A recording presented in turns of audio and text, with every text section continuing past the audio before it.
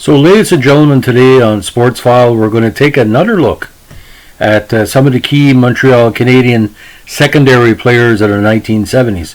Now, this player wouldn't ring a bell with the modern generation, but for the people that followed the Montreal Canadiens and later the Edmonton Oilers and LA Kings, he stands out, no pun intended, one of the biggest forces on the Montreal blue line and forward lines of the 1970s. We're going to talk about the legend of Rick Chartraw. Now, born Raymond Richard Chartraw, in of all places, Caracas, Venezuela, in July 13, 1954. It was the first American drafted in the first round of the NHL Entry Draft. Now, Montreal took him 10th overall in 1974, and that year as well, the WHA draft, the San Diego Mariners took him 35th overall. Now, why was he getting so much recognition? Well, he had a very strong major junior career with the legendary Kitchener Rangers. Now, in 3 seasons with Kitchener, Chartraw was playing a defense and on the forward line, mostly on the right wing. Over 3 seasons, he averaged at least 10 goals. And his big season, 73-74, before his draft year, of course, he had 17 goals and 44 assists in 61 games. Now, in 74-75, this was a rebuilding year for the Montreal Canadiens. And after getting some seasoning with the Nova Scotia Voyageurs, the very important mid-1970 franchise from Montreal, he was called up to the Habs for 12 games. And by the next season, 75-76, had another good start to the season with the Voyageurs.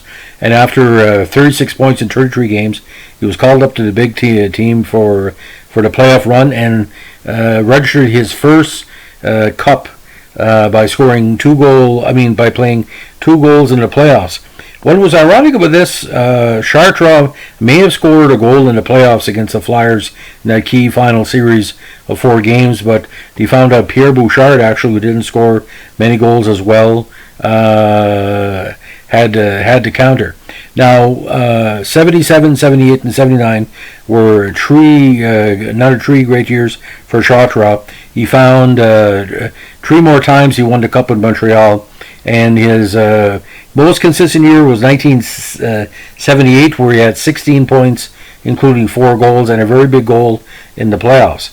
Now, he wasn't a dirty player, but he would take the place of Larry Robson in certain situations where Robson couldn't drop the gloves.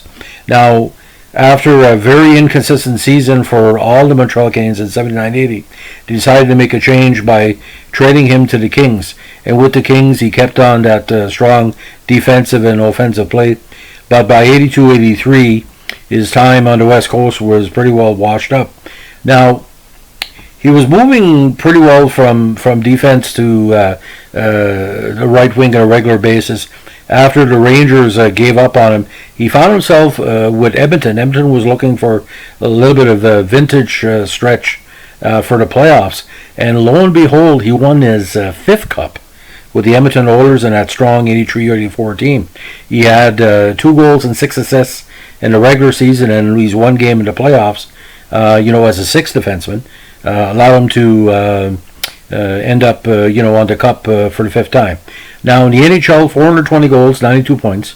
And he also played for that very underrated 1976 United States Canada Cup team that didn't do well, but a lot of those players ended up being strong, what he called role players for the various teams that were on. Now, Rick Chartraw was like the 20th best player on the Montreal Canadiens in those years where they had a 20th player, or the 18th, with the 2 goalies. Chartraw never really made any major mistakes on the ice, but he never really stood out, no pun intended. But he was good on the bench. He was a good character, in the dressing room, on the road, because Chartraw was the ultimate overachiever. And there was a lot of pressure on him by the U.S. media to kind of, celebrate the growth of American hockey. Him and Bobby Carpenter and Pat LaFontaine, Dave Christian, Bobby Carr, all these Brian Lawton. This era from the early 1970s all the way to early 80s, American hockey was starting to make inroads, and Chartraw paved the way for a lot of that.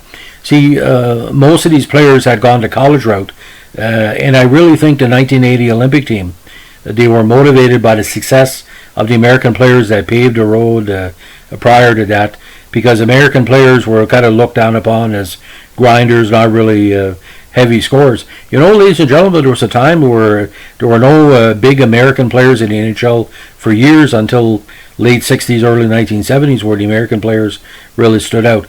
And you can't deny that winning 5 cups or 5 championships with any franchise has to be sneezed upon. Chartraw again, the poor man's Larry Robinson, if Larry Robinson couldn't score a goal or couldn't drop his gloves for a fight. And there was nights there on the road, or where Montreal was playing Colorado or Kansas City or Cleveland Barons or the California Golden Seals. And Chartraw, he was a good filler player. He would give a player a rest, and you knew he wasn't going to make any mistake. He wasn't never going to play any more than 65 or 70 games in a regular season. You play a lot on the road against the weaker teams, but you need that. You need to give some of your major players a rest or less ice time, and the key games that were pretty well guaranteed victories. But you got to understand, all those Montreal Canadiens wins in 76, 77, 78, and 79, it took a whole team effort, and Chartraw was a team player. He never complained. You never heard him bad in the media. And like I said, 5 cups. And I think Glenn Sather, his history of the Montreal Canadiens, he looked at Chartraw as a player that could fill in with his veteran presence when needed. And, the Kings teams who were on too weren't too bad as well. There was a lot of talent. So wherever he went, there was a lot of talent on the squads, and including the Ranger teams he played with for a short while. So ladies and gentlemen, it's second week of July in Canada. We're in the midst of some crazy times because, conflict interest will be the key word in Canada next 2 weeks. We're going to ride the wave against COVID and ride the wave to see if a certain person will resign. That could be a future podcast. But I want to know if you're a Montreal Canadiens fan. My recent historical podcast on the Association of Montreal Alumni is well appreciated. We passed 90,000 page views on the channel. We passed 500 podcasts. And 90,000 hits for 500 podcasts maybe doesn't sound much to you, but no monetization, there's no ads, it's a free channel. And the true fans have been listening to it, giving compliments and positive comments. If I can just touch one person out there about the history of the Montreal Canadiens, what it meant, because we know all the players, and that's where we're going to get into as we continue on. I might do a podcast on certain players that didn't stay with Montreal, that went on to future success. I'm thinking like Jules Drouin, Guy Charon, a few others, and see how it goes. Because, I could do a podcast on every Montreal Canadian in the 1970s and do a different one in each one every week, because there were a whole bunch of characters. Read Ken Dryden's The Game, and you know what I'm talking about. Have a good evening. Bye.